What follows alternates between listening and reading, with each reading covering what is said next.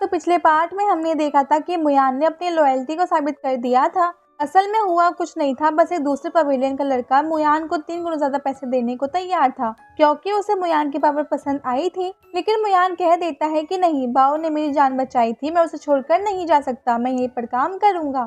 अब ये चीज देखकर बाओ बहुत ज्यादा शॉक थी, लेकिन उसे भी भरोसा हो गया था कि मुयान एक विश्वास करने लायक आदमी है। वो मुयान से कहती है कि अब तुम मेरे बॉडीगार्ड हो, उससे तुम मेरे साथ रह सकती हो। अब इस पार्ट की स्टार्टिंग पिछले पार्ट के आगे से होती है। हम देखते हैं कि मुयान फर्स्ट फ्लोर पर जा चुका था। वो अभी कमरे के बाहर खड़ा हुआ था, तभी उसे आवाज आती है। ये आवाज बाओ की थी। वो कह रही थी कि तुम वहाँ बाहर क्यों खड़े हो, तुम्हें शर्माने की जरूरत नहीं है, तुम अंदर आ सकते हो। इसके बाद मुयान अंदर आ गया था। वैसे वो कह रहा था कि मैं तो एक बॉडीगार्ड हूँ, आप अपने पर्सनल कमरे में मुझे क्यों बुला रही हो।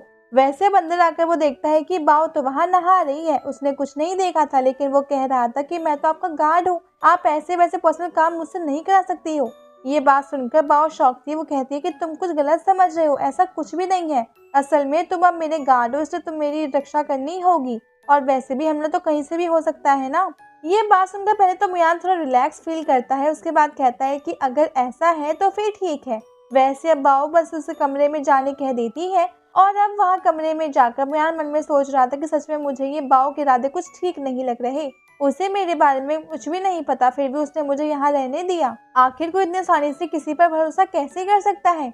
वो मन में कह रहा था कि बाओ तियानवा पवेलियन की यंग मास्टर, यानी कि एक तरह से होने वाली फ्यूचर मास्टर है। क्या होने वाला मास्टर इतना बेवकूफ क्या हो सकता है। मुझे लगता है कि इसके पीछे से कोई सोची समझी चाल है, या फिर कुछ तो बात है।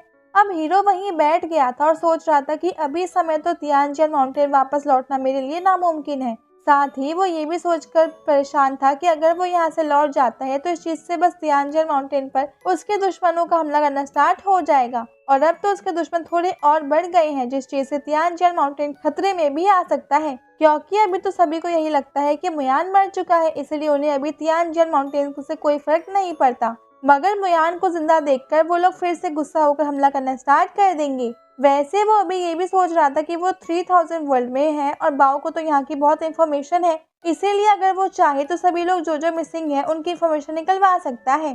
तो ये उसके लिए एक प्लस पॉइंट होने वाला था। लेकिन उसी समय उससे आवाज आती है कि मुयान, वो मेरा पजामा रखा हुआ है, जरा देखना तो।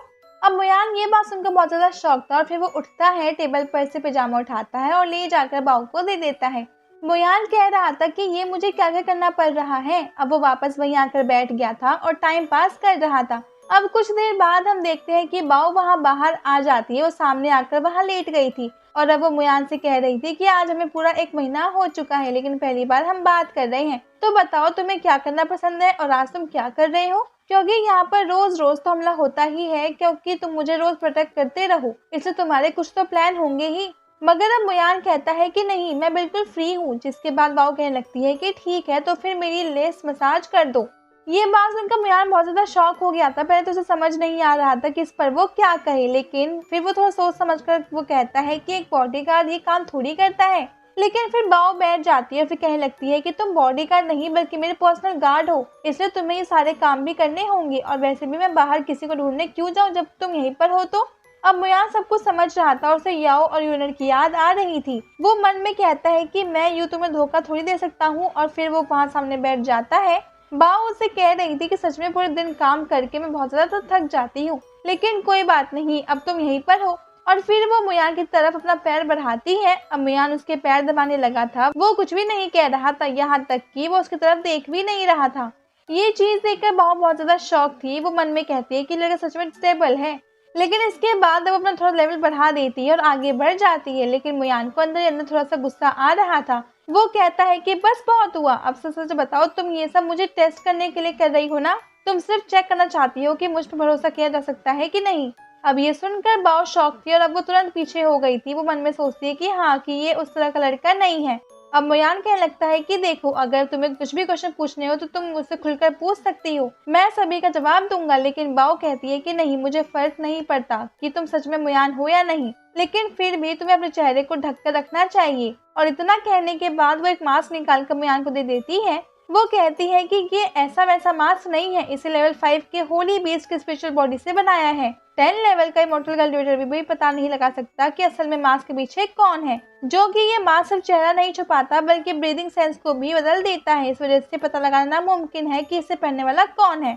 अब मास्क की तारीफ सुनकर मुयान मास्क ले लेता है, लेकिन बहुत ज्यादा शौक था। वो तुरंत ही कहता है कि इसका मतलब तुम्हें पहले से पता था कि मैं कौन हूँ। तो इस चीज पर बाव कहती है कि हाँ, जिसके बाद मुयान कहने लगता है कि तुम्हें मेरी मदद नहीं करनी चाहिए क्योंकि मेरे होने से तुम्हें ही प्रॉब्लम क्रिएट होगी, सभी पवेलियन तुम्हारे खिलाफ हो जाएंगी। लेकिन बाव कहती है कि मुझे उनसे डर नहीं लगता। इसके बाद मुयान उनसे थैंक यू कहता है, लेकिन बाव कहती है कि तुम्हें थैंक यू कहने की भी कोई जरूरत नहीं है, ये मैं इसलिए कर रही हूँ क्योंकि अब तुम यहीं पर रहने वाले हो। मुयान कहता है कि ठीक है, मगर इसके बाद वो और कुछ भी बता रही थी और मुयान से कह रही थी कि अब आगे जाकर तुम्हें थोड़ा सा कोऑपरेट करना होगा क्योंकि हम दूसरे आइलैंड और दूसरे पवेलियन के लोगों से मिलने वाले हैं। वैसे तो ठीक है, जो ज्यादा एटीट्यूड दिखाता है उसे उतना एटीट्यूड दिखाना चाहिए, लेकिन इस चक्कर में एटीट्यूड में कोई गलती मत करना क्योंकि अब हम बहुत पावरफुल फोर्सेस से मिलने वाले हैं। हमारा तियानवा पवेलियन सबसे ज्यादा ताकतवर नहीं है, इस वजह से मैं थोड़ा देखकर और संभल कर चलना पड़ता है। मुयान कहता है कि ठीक है, मैं सबका ध्यान रखूंगा और इसके बाद ये पार्ट यहीं पे खत्म हो जाता है। अब अगर आपको वीडियो अच्छी लगी तो लाइक कर दीजिएगा और चैनल सब्सक्राइब कर लीजिएगा। अब मिलते हैं आपसे अगले वीडियो, तब तक के लिए bye bye guys and take care.